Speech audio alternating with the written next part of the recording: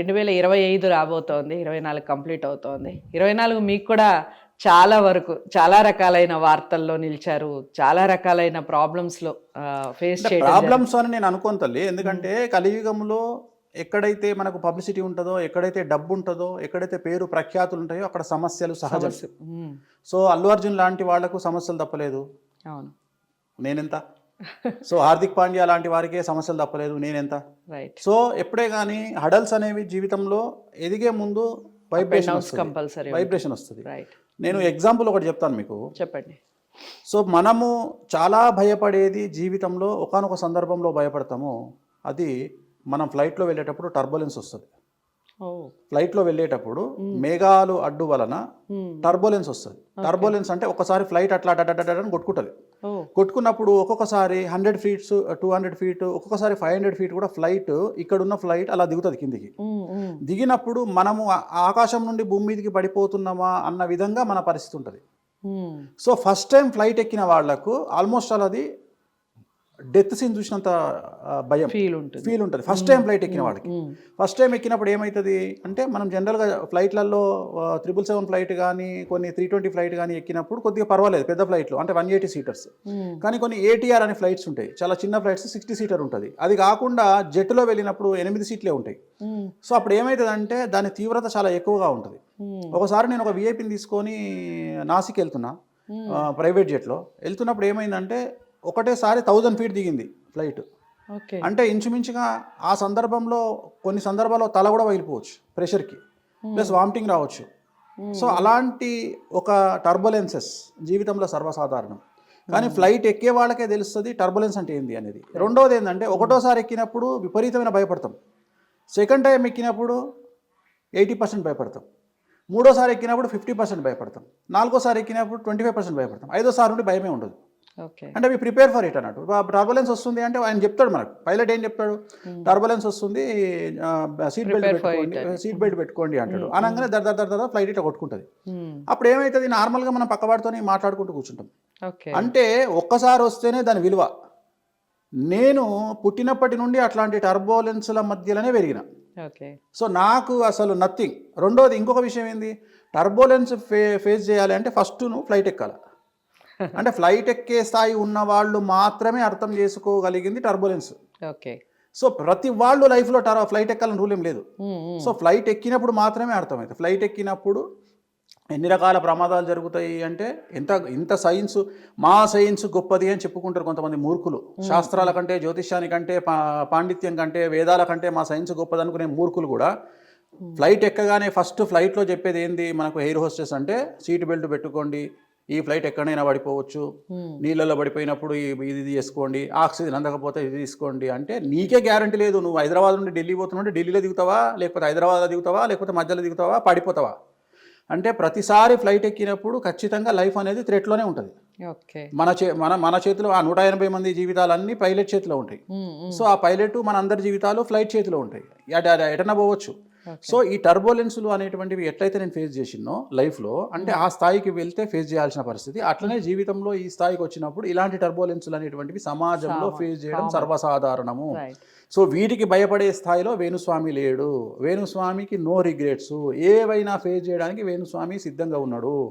So ప్రస్తుత దేశకాలమాన పరిస్థితులలో జైలుకు పోయిన ప్రతి ఒక్కళ్ళు ముఖ్యమంత్రులు అయినటువంటి సందర్భంలో సో అది పెద్ద విషయం కాదు. జైలుకు పోవడం అనేది పెద్ద విషయం కాదు, లేకపోతే 10 మంది మనల్ని రాళ్ళేసి కొట్టడం అనేది విమర్శ పెద్ద గొప్పతనం ఏం కాదు. ఇవన్నీ చాలా అవతలోడు అనుకుంటాడు. అవతలోడు ఏమనుకుంటాడు, ఏనుగు పోతున్నప్పుడు ఒక ఏనుగు పోతుందట రోడ్డు మీద, పోతుంటే 10 చీమలు దాని ముందు నుండి పోతున్నాయట. 10 చీమలు దాని ముందు నుండి పోకుంటూ దాంట్లో ఒక చీమ అన్నదట, అరే ఇది ఏనుగుకి ఇంత కూడా బుద్ధి లేదు, మనం 10 మంది ఉన్నాం, అమ్మ నలిపేస్తాం దాన్ని, అసలు అది ఏమనుకుంటుంది, అది ఆగాలి కదా మనల్ని చూసి అన్నదట. అంటే ఇంకో చీమ అన్నదంట, లైట్ తీసుకురా పాపం వాడి కళ్ళు కూడా సరిగా కనిపించాయి. అంటే వీళ్ళు కామెడీ చేసుకుంటున్నారు ఎవరిని, ఏనుగుని చూసి. అట్లా సమాజంలో మన గురించి తెలియక సోషల్ మీడియాలో మన గురించి కామెంట్లు పెట్టేవాళ్లను, మన గురించి తిట్టేవాళ్లను పట్టించుకుంటే మన లైఫ్ ముందుకు పోదు. వాళ్ళు ఎవరో వ్యక్తిగతంగా నాకు తెలియదు. నాకు లక్షల్లో ఫ్యాన్స్ ఉంటారు. మహా అంటే మనం పెట్టుకునే వీడియోల కింద మహా తిడితే 50 కామెంట్లు ఉంటాయి. లక్షల్లో ఉంటారా కోట్లల్లో ఉంటారా ఫ్యాన్స్? లక్షల్లో ఉంటారు. కోట్లు అనేది అతిశయోక్తి కావచ్చు, మేబీ లక్షల్లో ఉంటారు. చెప్పలేము, నాకు తెలియదు కదా. డైరెక్ట్గా నాతో వచ్చి మాట్లాడే వాళ్ళ సంఖ్య లక్షల్లోనే ఉంటుంది. సో నా ఫ్యాన్స్ లక్షల్లో ఉంటారు. ఉన్నప్పుడు ఏమవుతుందంటే నా గురించి చెడుగా పెట్టే వాళ్ళు మహా అంటే 50 మంది నాకు తెలిసి. సో అది కూడా వాంటెడ్లీ ఆర్గనైజ్డ్గా పెట్టే వాళ్ళే ఉంటారు. సో ఈ 50 కామెంట్ల కోసము నా సర్కిల్ను చూసుకొని నేను తగ్గేటువంటి క్వశ్చనే లేదు. సో నాకుండే రెప్యుటేషన్ నాదే. ఓకే. ఇంకోటమ్మా, మనము any publicity is good publicity. అదే మీరు ఇంతకుముందు కూడా పబ్లిసిటీ గురించి మాట్లాడుతూ నాకు ఇంత నెగిటివ్ కామెంట్స్ వస్తున్నాయి అంటే జనాన్ని నన్ను పొగుడుతున్నట్టుగా నేను ఫీల్ అవుతాను, ఎందుకంటే నేను అంత పబ్లిసిటీ కాదమ్మా. చిన్న ఎగ్జాంపుల్ చెప్తా. ఇప్పుడు డాక్టర్లు అనగానే హైదరాబాద్ రేంజ్లో, తెలుగు రాష్ట్రాల రేంజ్లో కడుపుకు సంబంధించిన డాక్టర్ ఎవరు అంటే ఫస్ట్ గుర్తొచ్చే పేరు నాగేశ్వర రెడ్డి గారి పేరు. ఫస్ట్ గుర్తొచ్చే పేరు Nageswara Reddy, AG hospital owner. Okay. అదే మోకాళ్ళు అనగానే గుర్తొచ్చే పేరు గురువారెడ్డి గారు. అవును, గురువారెడ్డి గారు. ఓకే. సో అట్లా ప్రతి దాంట్లో ఒకళ్ళ పేరు గుర్తొస్తే వాళ్ళ లైఫ్ ఎక్కడో ఉన్నట్టు. అట్లా తెలుగు రాష్ట్రాల్లో ఎవరి పేరు గుర్తొస్తుంది? వేణుస్వామి. 100% కాదు, 1,00,00,000% నా పేరు గుర్తొస్తుంది. అది అచీవ్మెంటే కదా. అది అచీవ్మెంట్ కాకుండా అది తప్పెట్లయితుంది. సో చాలా పెద్ద విషయం అది. నేను అనేది ఏంటంటే ఆ బ్రాండ్ ఇమేజ్ క్రియేట్ చేసుకోవడానికి నేను పడ్డ కష్టము సహజం. There is no development in comfortable zone. ఎప్పుడు డెవలప్మెంట్ అనేది కంఫర్టబుల్ జోన్లో ఉండదు. మనం గిరిగీసుకొని ఒక 4 గీతలు గీసుకొని ఆ గీతల మధ్యలో జీవితాన్ని ప్రారంభిస్తే మన జీవితానికి ఎప్పుడు డెవలప్మెంట్ ఉండదు. మనం ఎప్పుడు మన రిస్క్ తీసుకోవాలి. ఉదాహరణ, హైదరాబాద్లో జాబ్ చేస్తే, ఇప్పుడు ఉదాహరణ ఒక మామూలు జాబ్ చేస్తున్నాం. మామూలు జాబ్ చేస్తే 20,000 వస్తాయి. నేనేం చెప్తా, అరే మీరు 20,000 జాబ్ వదిలేసి సీదా వెళ్ళిపోయి ఒక మంచి వైన్స్ చూసుకొని, వైన్స్ ఓనర్ను బతిమలాడుకొని దాని ముందు ఒక మిరపకాయ బజ్జీల షాప్ పెట్టుకోండి. ప్రతిరోజు 80,000 సంపాదిస్తారు. డబ్బు ముఖ్యం. డిగ్నిటీ ఆఫ్ లేబర్తోని డబ్బు ముఖ్యం. 80,000 రూపాయలు సంపాదిస్తారు మీరు పర్ డే, నేను చెప్పేది. సో అట్లనే వ్యాపారాలు చాలా ఉన్నాయి. ప్రపంచంలో ఎన్ని రోజులైనా చావులేనటువంటి, అంటే అసలు నష్టం రానటువంటి వ్యాపకాలు కొన్ని ఉన్నాయి. ఉదాహరణ విద్య, వైద్యం, మద్యం, తిండి. ఈ 4టికి దోకాలేదు ప్రపంచంలో. ఈ 4ను మీరు, ఈ 4లో ఏది పెట్టుకున్నా జీవితం సాఫీగా వెళ్ళిపోతుంది. డబ్బులు హ్యాపీగా సంపాదించుకుంటారు. సో సహజం. అంటే ఎప్పుడే కానీ నేను ఏమంటానంటే, జ్యోతిష్యం కాకుండా వేణుస్వామికి ఏవైనా వ్యాపకాలు ఉన్నాయి? చాలా ఉన్నాయమ్మా, చాలా ఉన్నాయి. ఎందుకున్నాయంటే నన్ను అంటే నేను ప్రిపేర్ అయి ఉన్నా. ఎందుకంటే నన్ను ఎక్కడనో ఒక దగ్గర ఎవరో ఒకళ్ళు నన్ను ఏదో డిస్టర్బ్ చేయడానికి ప్రయత్నం చేస్తారు. చేసిన రోజు ఖచ్చితంగా నాకు నేను నిలబడాలి అంటే నేను చెప్పే ఒక సింగిల్ పాయింట్ ఎజెండా మోటివేషన్లో నేను నా క్లయింట్లకు ఏం చెప్తా అంటే, జీవితంలో మనం 100 మెట్లు ఎక్కి 100వ మెట్టు తర్వాత చనిపోతాం. అంటే ఆ హైట్స్ అనేది 100వ మెట్టు. ఉదాహరణ, ఒక రాజకీయాల్లో తీసుకుంటే ప్రధానమంత్రి అనేది 100వ మెట్టు. ఓకే. ముఖ్యమంత్రి అనేది రాష్ట్ర స్థాయిలో తీసుకుంటే ముఖ్యమంత్రి అనేది 100వ మెట్టు. సో అట్లా ప్రతిదీ ఉండే. ఐఏఎస్ అంటే ఒక చీఫ్ సెక్రటరీ స్థాయి 100వ మెట్టు.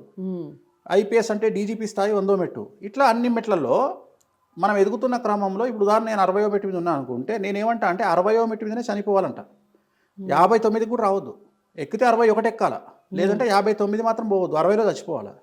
సో అలా నేను పెట్టుకొని మోటివేషన్ చేసుకొని నేను వెళ్తున్న స్థాయిలో, ఒకవేళ జ్యోతిష్యం అనేది ఏమైనా డిస్టర్బెన్స్ అయితే నేను రియల్ ఎస్టేట్ చేస్తాను. ఓకే. నాకు రియల్ ఎస్టేట్ వ్యాపకాలు ఉన్నాయి. ప్లస్ నేను ఇతరత్ర నాకు చాలా వ్యాపకాలు. నాకు సెలూన్ ఉంది, పబ్ ఉండే. యాక్చువల్గా ఈ మధ్యకాలంలో చాలా సమస్యలు వస్తున్నాయని పబ్బు తీసేసిన.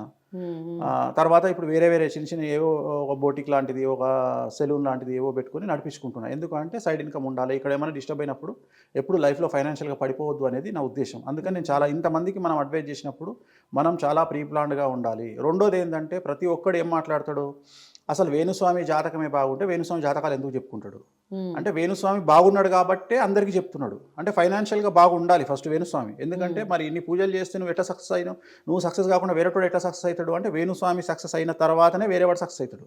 సో వేణుస్వామి సక్సెస్ అయిన తర్వాతనే జ్యోతిష్యం చెప్తున్నాడు. మళ్ళీ వాళ్ళే అంటారు వేణుస్వామికి ఇన్ని డబ్బులు ఎక్కడి అని. అంటే నేను అదే చెప్తున్నా. అంటే తిట్టాలనుకునే నోరు నాలుక ఎటు పడితే అటు తిరుగుతుంది కాబట్టి ఏదన్నా మాట్లాడవచ్చు. నేను ప్రిపేర్ అయ్యి ఉన్నా.